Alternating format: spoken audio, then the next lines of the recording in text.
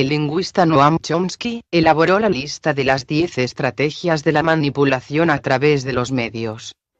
10 estrategias de manipulación mediática, social y económica.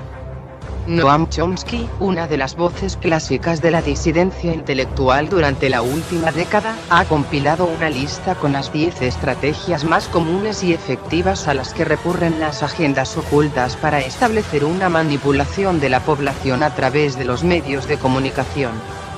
Históricamente, los medios masivos han probado ser altamente eficientes para moldear la opinión pública.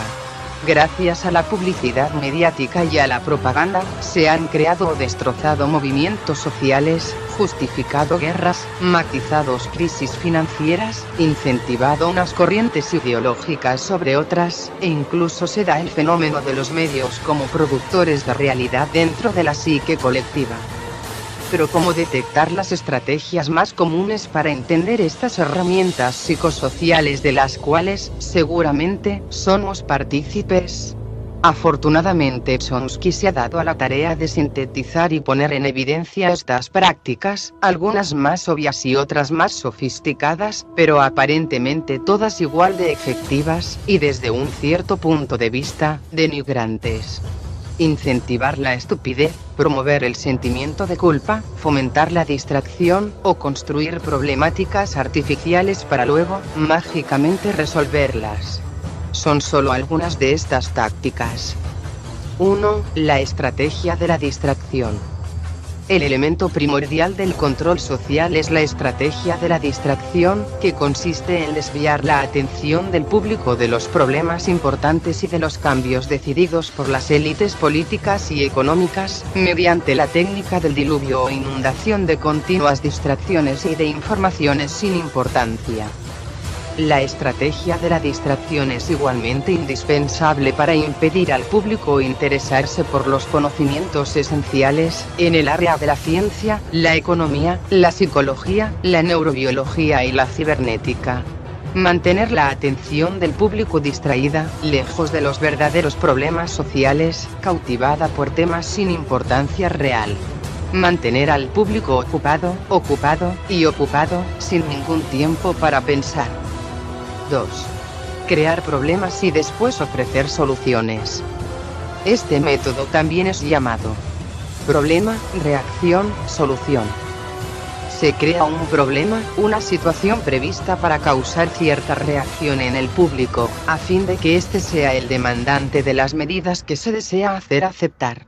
Por ejemplo, dejar que se desenvuelva o se intensifique la violencia urbana, o organizar atentados sangrientos, a fin de que el público sea el demandante de leyes de seguridad y políticas en perjuicio de la libertad. O también, crear una crisis económica para hacer aceptar como un mal necesario el retroceso de los derechos sociales y el desmantelamiento de los servicios públicos. 3. La estrategia de la gradualidad. Para hacer que se acepte una medida inaceptable, basta aplicarla gradualmente, poco a poco, por años consecutivos. Es de esa manera que condiciones socioeconómicas radicalmente nuevas, neoliberalismo, fueron impuestas durante las décadas de 1980 y 1990. Estado mínimo, privatizaciones, precariedad, flexibilidad laboral, desempleo en masa, salarios que ya no aseguran ingresos decentes. ¿Nos suena, verdad? Tantos cambios hubieran provocado una revolución si hubiesen sido aplicados de una sola vez y no de forma gradual como se ha hecho. 4. La estrategia de diferir.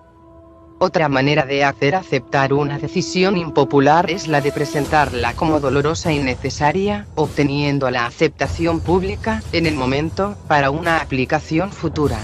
Es más fácil aceptar un sacrificio futuro que un sacrificio inmediato.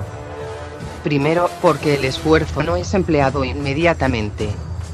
Segundo, porque el público, la masa, tiene siempre la tendencia a esperar ingenuamente que todo irá a mejorar mañana y que el sacrificio exigido podrá ser olvidado. Esto da más tiempo al ciudadano para acostumbrarse a la idea del cambio y de aceptarla con resignación cuando llegue el momento. 5. Dirigirse al público como criaturas de poca edad. La mayoría de la publicidad dirigida al gran público utiliza discurso, argumentos, personajes y entonación particularmente infantiles, muchas veces próximos a la debilidad, como si el espectador fuese una criatura de poca edad o un deficiente mental. Cuanto más se intente buscar engañar al espectador, más se tiende a adoptar un tono infantil. ¿Por qué? Si uno se dirige a una persona como si ella tuviese 12 años o menos, entonces, en razón de la sugestionabilidad, ella tenderá, con cierta probabilidad, a una respuesta o reacción más infantil y desprovista del sentido crítico de un adulto. 6. Utilizar el aspecto emocional mucho más que la reflexión. Hacer uso del aspecto emocional es una técnica clásica para causar un cortocircuito en el análisis racional, y finalmente neutralizar el sentido crítico de los individuos.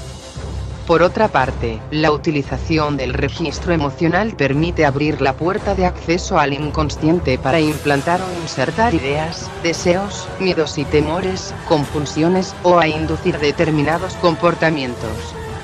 7. Mantener al pueblo en la ignorancia y la mediocridad. Hacer que el público sea incapaz de comprender las tecnologías y los métodos utilizados para su control y su esclavitud.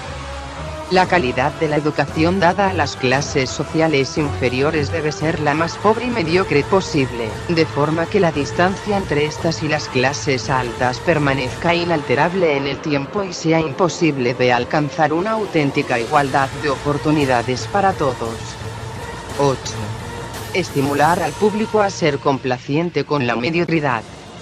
Promover al público a creer que es moda el hecho de ser vulgar e inculto, mal hablado, admirador de gente sin talento alguno, a despreciar lo intelectual, exagerar el valor del culto al cuerpo y el desprecio por el espíritu.